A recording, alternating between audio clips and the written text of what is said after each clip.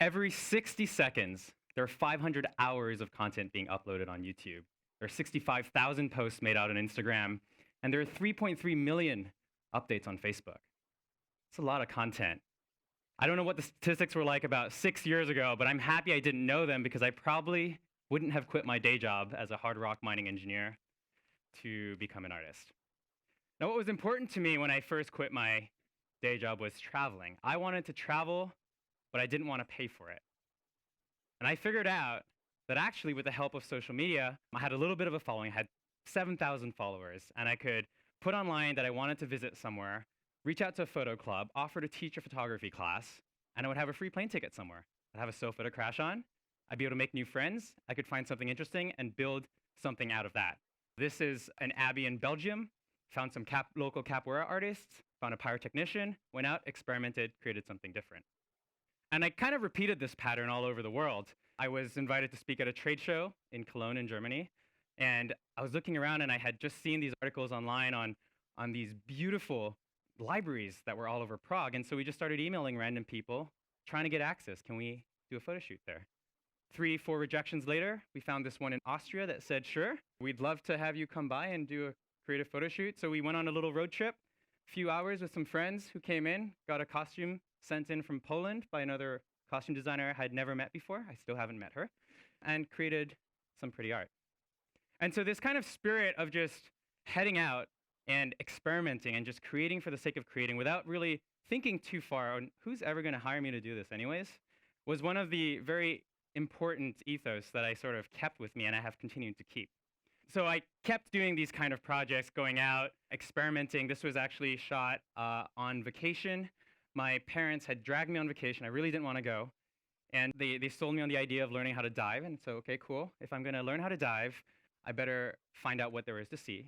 Oh, there's a shipwreck. If there's a shipwreck, I'm going to need to do a photo shoot. If I'm doing a photo shoot, I need a model. If I need a model, I'm going to find a dress. So I got my dive certification the day before, rigged this whole thing up 30 meters underwater, had this freediver.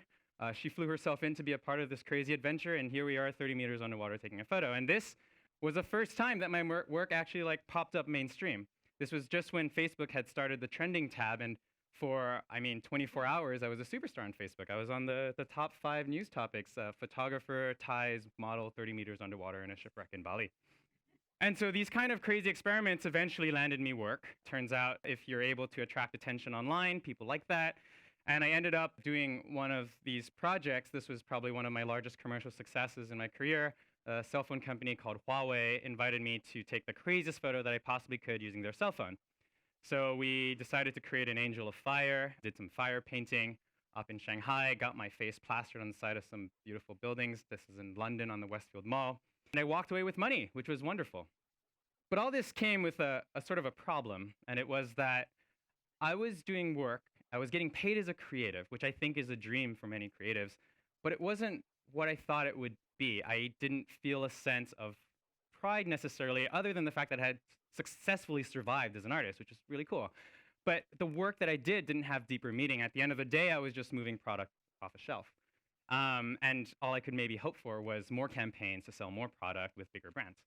And that didn't sit well with me. So when I think back to the work that I'm most proud of, I remember this campaign that I created, this video actually, not even a photo shoot, but this video I made for a family whose daughter was dying of a terminal degenerative brain disease. I'd received an email out of the blue. They said they wanted to make a viral video to try and raise money so that their daughter could get into a clinical trial. And the disease is called Sanfilippo syndrome. No one's really heard of it. It's kind of like a children's Alzheimer's, where around the age of 3, everything seems normal, and they slowly lose the ability to walk, talk, and speak. And they wanted to raise like $1 million in a month. And so I'd never done something like that before. I knew how to tell a story. And I just said, if no one else is going to come help you, I'll fly down and try to make a difference. And I did. And I flew down, slept on the sofa. We ended up raising $1 million in a month, $2 million over the course of a year. And that's a project that to me felt very valuable, something that felt very validating. But you'll notice that there's a pretty big disconnect between the work that I did there and the work that I do, which is very fantastical and beautiful and surreal. And unfortunately, there's a little bit of a disjoint there. And so I had to figure this out. And it sort of started with a simple commitment. It started with a commitment of me saying, you know what, I'm going to take a year off, and I'm not going to take any work. I'm going to just only accept social impact projects, without knowing how that would pan out, without any business model attached, without really knowing what was out there. I went out and started creating, and it was only until my girlfriend really wanted to go storm chasing that I had my first success 6 months later. She wanted to go storm chasing because it would be cool. And so I said, well, I don't want to just go storm chasing and put a model in front of a tornado. That just doesn't seem very useful. But she came up with the idea that it could be a really great metaphor for climate change. What if we put a person in front of these big brewing storms, doing everyday activities as if they weren't aware of the big oncoming storm? And we thought it could be a pretty fun project. And at the end of the day, I ended up creating this series, kind of funny, maybe not my strongest work, around the idea that climate change doesn't care. Climate change doesn't care what's on the news today. Climate change doesn't care what you're going to wear, so on and so forth. But it had triggered this idea that I could combine fantasy and impact together. And so my next photography workshop, where I went to teach down in Fiji, I started looking around, like, what cool things were there for me to do while I was there? Oh, look, sharks. Sharks actually are these wonderful species that are under threat. There are 100 million sharks killed every single year. They kill maybe 3 or 4. There's an irrational fear for them. And I thought it would be really great to strike up a conversation. I already knew how to tie a model underwater, so this time we just tied a model underwater and waited for the sharks to come. And it prompts this really interesting conversation, right? Because now we can talk about, wait, are those sharks real? Why did you do it? Was it safe? And that gives the opportunity to educate through adventure, to have a conversation. At the end of the day, we got 88,000 petition signatures to support the creation of shark sanctuaries, and it was pretty cool. And so one thing led to another. I finally got my equivalent of the underwater shoot that was a success, and I'd just like to share with you what that looks like, because it's really hard to explain in words, so I'd just show you a quick video. How do you get people to talk about something that is ordinary, ugly, and boring? I wasn't too sure, but from experience, I know that the internet loves to see things that are extravagant, unique, and different. So applying that same concept to plastic bottles, having 10,000 of them seemed like a great start at making something ordinary into something extravagant. With more plastic than fish in the sea scheduled for 2050, it made sense to add an ocean component to the project. A sea of plastic was interesting and sad, but it needed something unique and beautiful to truly stand out. What more unique and beautiful to represent the ocean than a mermaid?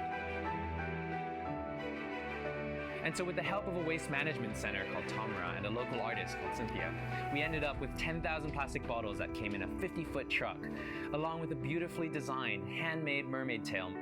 This unexpected combination, I felt, had the potential to be something truly different. So with all 3 components to make things shareable, the extravagant, the unique, and the different, I felt like we had all of the ingredients necessary to create something that could potentially make the boring topic of plastic pollution more shareable.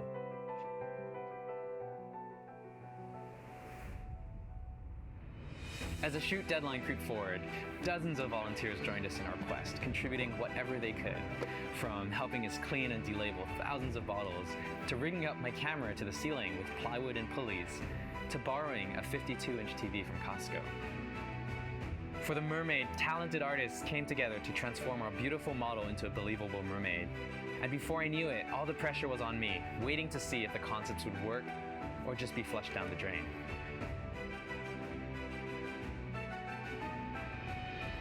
As the day flew by, volunteers worked tirelessly, pushing bottles around, collecting them, organizing them by color before tossing them right back out onto the floor to create a new set of patterns that some crazy photographer had told them to do. Slowly but surely, an extravagant, unique, and different series appeared, just like I had hoped. But deep in the back of my mind, one nagging thought remained. How much difference could a series like this possibly make in encouraging people to stop using plastic bottles? Honestly, I'm not sure, but I guess I'm about to find out.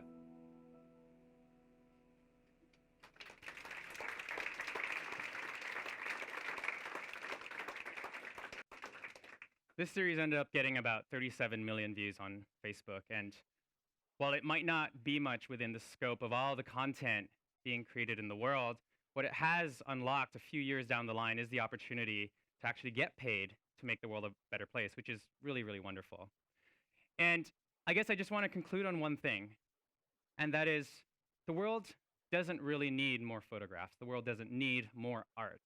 What the world probably needs a little bit more of is something with depth that can help move the world forward. Thank you very much.